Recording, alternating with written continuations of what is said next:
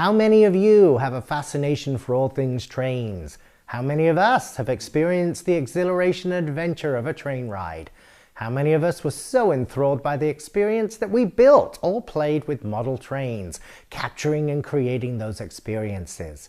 Well, here in Fort Bragg, a dedicated group of eclectic community members have been hard at work, designing and creating a wonderful new model train exhibit that will open this summer to the public at the Skunk Train Depot in Fort Bragg.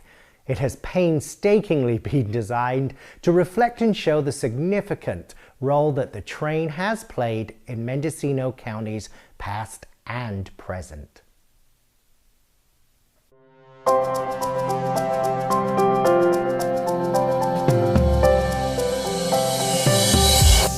Hello and welcome to Coast Currents. In the studio with me today is Tony Phillips. And Tony is the historian for the Mendocino Coast Railway and Historic Society. Tony, thank you for joining us. Thank you for having us. We're very pleased to be here. It's nice to have you with us. Now, let me start off by asking you to tell our audience a little bit about yourself and how did you come to be in Mendocino County? I'm 70 years old. We came here in the year 2000, taking somewhat of an early retirement. Both Sarah, my wife, and I have been CPAs at the higher end of most of American business, and we were burned out. Sarah's mother came here many years ago and was just entranced by Mendocino and Fort Bragg. And she came home. We lived in Kentfield in the Bay Area. And she came home one day, home being Kentfield, and said, when we die, sell the house and go and live in Fort Bragg. And so she died, we sold the house, and we're here in Fort Bragg. And no regrets? Absolutely none. She was an incredible lady, and she had us down pat. Excellent. So how did you become interested, or have you always been interested in trains? Always interested in the sense that my grandmother's house, the train from Brighton to Littlehampton literally ran at the bottom of the garden. Grandma would tell you the time of the train, the time of the day by the trains. And when I became an auditor in North America, it was a question of in the evenings, what did you do? You know, did you go out and drink every evening? And I never was a really great drinker.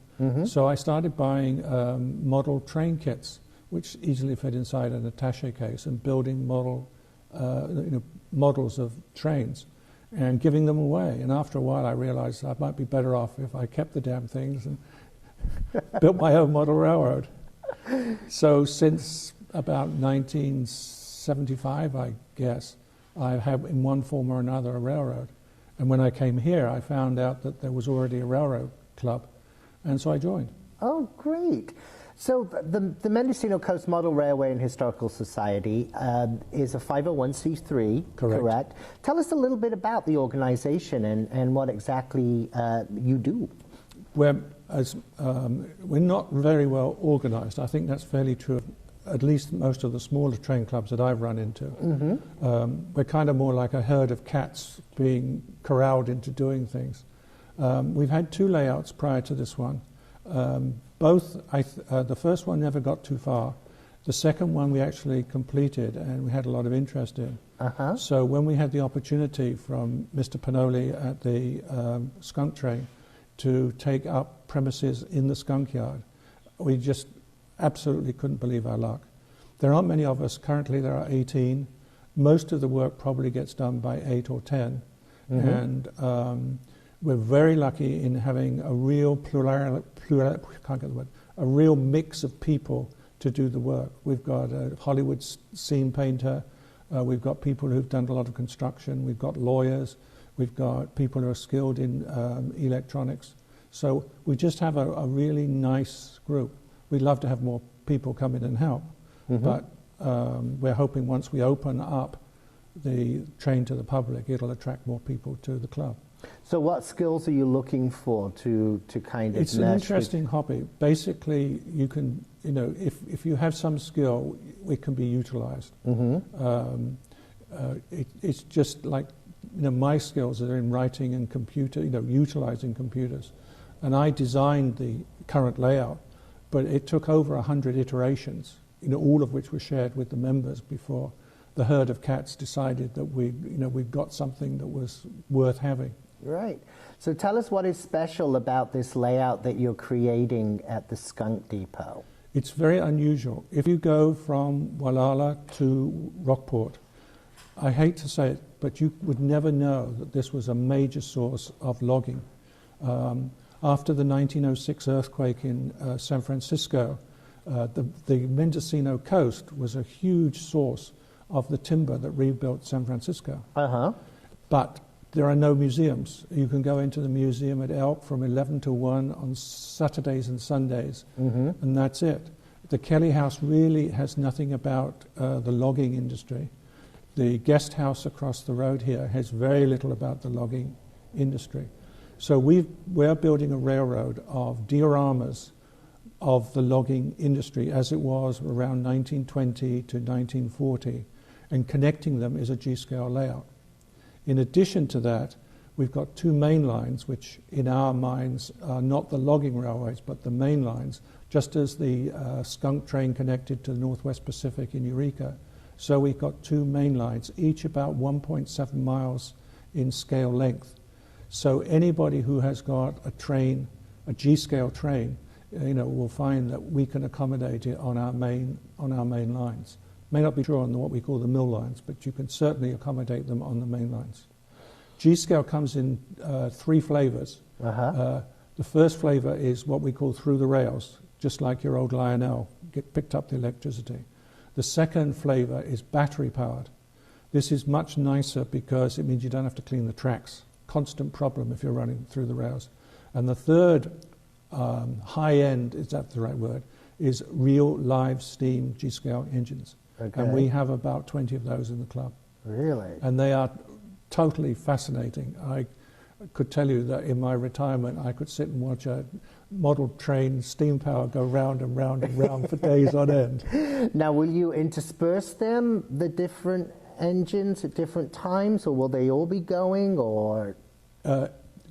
When we're open to the public on a day-to-day basis, we will just have the through the rails and the battery powers running. We need to take a bit more precautions because live steam is live steam. Right. So when we run what we call steam up days, then we clearly make sure that we've got everybody in the right place and so on and so forth. But we have lots and lots of fun with the steam up days. Great. And when are you going to be opening this? And Mr. Pinoli has given us the nod to open up on May 25th. Wow. And we will be open all the time that the skunk train is open. That's the understanding that of the deal that we have with Mr. Pinoli. Great. You pay when you come in, talk to the depot, they will tell you what the prices are. That's not our part of it per se. We will get a small contribution from the skunk train to pay for the maintenance of, because if you run the trains for day in, day out, they will wear out. And we have probably $25,000 worth of trains over there. Right. So is this something that people who have purchased a ticket for a ride on the skunk train, they'll be able to... Absolutely. This is to be incorporated in that? Yep. And then if like locals or visitors that aren't taking the train at that time, if they wanted to come and view the railway, can they buy a separate ticket for that? They can, absolutely. They just go into the depot. It's Mr. Pinoli's call as to what the prices are. He has told us it will be very, very reasonable because three things. One, he wants to get more local people involved in the skunk train, and he sees us as an attraction.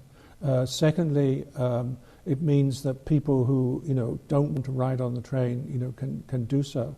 And thirdly, we're hoping to entice a lot of school children, bus tours, if that's the right word, both to the skunk train and to the model railway, as a means of telling them the history of the Mendocino coast. Right, and you have an excellent website that's very informative and fun to navigate. Yes, it's right on your shirt, but if people can't read your shirt, would you actually tell the audience? Yes, www.mendocinehistory.org. Okay. Did I get it right? I think I did. That's okay. And how can our viewers, if they wish to become involved with the organization itself or just learn a little bit more about the train history, is there some way to... Well, first of all, the website has a tremendous amount of background for each of the dioramas that we have created. So if you're interested in knowing, for instance, how many piers there were that took the lumber out of the lumber mills up and down the coast, you'll find it on the website. We attract about between 5 and 6 million hits a year. Wow. So we're fairly popular in the sense of people who come to us for a lot of history. I get a lot of emails about people who believe that I personally knew their great-great-grandfather when he worked at the Albion Mill. Oh. And I hate to tell you, I'm not that old. Yeah. So, Tony, tell me a little bit about who's currently in your organization. Well, there's me, obviously, and I'm the general factotum, which means that if nobody's was willing to do it, give it to Tony is the answer. With the skills we have, we've got lawyers, we've got mechanical engineers, electrical engineers, we have a painter who worked in Hollywood doing the scenes. If you go into the layout, you'll see the results of his works. Right. We've got people who live locally and are very skilled with their hands, building things. Nearly all the structures in the on the layout are built of wood, and the wood we have salvaged. For instance, if you had a redwood fence and you were taking it down, you'd probably find me on your doorstep. We take it and mill it down to strips, and we turn it into buildings. Our mill is about 3 foot high and about 3 foot square, and it took about 700 hours to build. We have a scale model of the Pudding Creek trestle, and it's 16 feet long. Wow. It's pretty accurate. Has 1,600 bolts in it. How do I know? Because I put them there. And we have an A-frame bridge. Again, there were 37 A-frame bridges on the run from Fort Bragg to Willits. None anymore.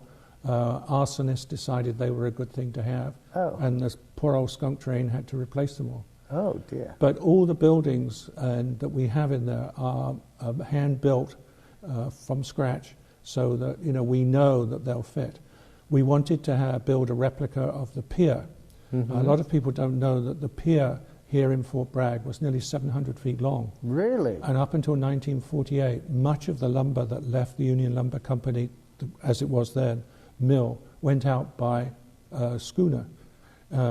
So the 696 feet turns into 26 scale feet.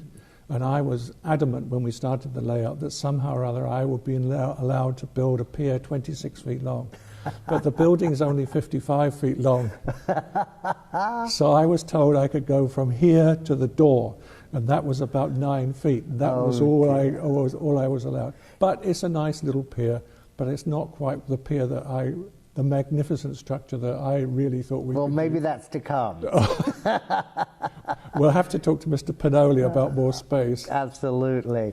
He does have a few more buildings on that property. Well, yes. So tell me, is this an interactive attraction?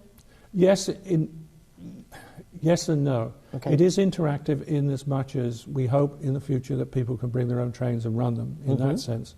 Yes, we will have buttons to push once we're 100% operating.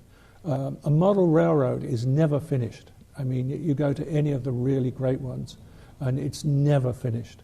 And so, we have all sorts of plans about how to mechanize, if that's the right word. We want to have the mill really drag logs out of the mill pond. Yes, we've got a mill pond, and yes, it holds water, but we don't have the wherewithal for it to drag the So you logs really out. are recreating the systems of operation that existed on the coast then, and Absolutely. for this layout. Yes. So it's going to be a fascinating glimpse back into the glorious past of Fort Bragg then. Yeah, I would hesitate to use the word glorious. It provided a lot of work. It was extraordinarily hard. It was extraordinarily dangerous. And we were fortunate. One of the founder members of the club Hank Simonson. He worked in the, in the down and dirties out in the woods. And he would tell me, 100 degrees, 110 degrees, peeling logs is a bloody hard way to make a living. Right. The loggers, interestingly, if you came onto a logging camp and you were fat, then they immediately knew that you didn't work out in the forest. A logger would consume nearly 6,000 calories a day. Wow. The first thing he did when he came in from the woods was to take off his shirt and wash it, because if he didn't, it would literally be so stiff from the sweat, it would stand up the next day. Oh my. So it was a very hard business. And what's interesting about the history of the coast is that the first loggers were from Sweden and Finland, and there's still a strong Finnish presence in Fort Bragg. They were followed by the Italians, who tended to be the bankers and the shopkeepers, and also tended to be the brothel keepers. And then came the Chinese. The Chinese built the tunnels, and they were very good mechanically. And in and around Mendocino, they grew much of the lettuce, tomatoes type stuff, and it was very, very high quality from what I can figure out. And so, the melange of people that came here is all part of the history, and that's one of the things we're hoping to show as time goes on, is, who influenced what in terms of, what we have on the layout. I'm hoping that our layout becomes a big draw for people coming to Fort Bragg. We have already been in 2 major railway magazines with our previous layout. Okay. And I think our layout is good enough that we'll get coverage in the 2 biggest model railway magazines, and that will bring people into town. What will also bring people in town is when we have steam ups and people come in from outside with their steam engines. There's a place called Miniature Wunderland in Hamburg. It's on 4 stories of a warehouse. It's one contiguous HO layout. It attracts over 6 million people a year. Wow. We're not going to be that big, but we have high hopes that, we think model railways are a big kick, and people, they're non-frightening, that people can learn from them. So we're hoping that we become another major attraction for the town. At holidays we'll run Thomas the Tank Engine trains, to bring the kids in. And it's, the layout is designed so that there's a lot of Kodak moments. We've arranged the scenery in such a way that, you look through here and you can see this, that, and the other. So I think, knowing Fort Bragg and knowing that it's struggling hard in terms of visitor attractions, I think once the word's out and we get our press releases out and get articles written and published, then we'll bring our own people in and hopefully help the Skunk Train in terms of selling more tickets for them. And I can't underestimate Mr. Pinoli, the owner of the Skunk Train, has been absolutely, unbelievably, incredibly positive and helpful, and far beyond what a landlord should have been, I think. And thank you very much to him, because without him we would, it's not possible to rent a space of this size with 16 members, and unless you've got somebody who's very wealthy who's prepared to back you, and we don't have that. So we are indebted to him very hugely. Great, and I think Fort Bragg is in a lot of ways also. Yes, I was a bit sad to see in our local paper the other day that I didn't think the skunk got the mention that it should have done. Robert's Skunk Train brings in, I don't know what the exact numbers are, but I'm guessing between 35 and 40,000 visitors a year. That's a fair number of people coming in Fort Bragg. And I'm sure they don't just, because of the way that the schedules run, they have to come here the day before and stay overnight to ride the train.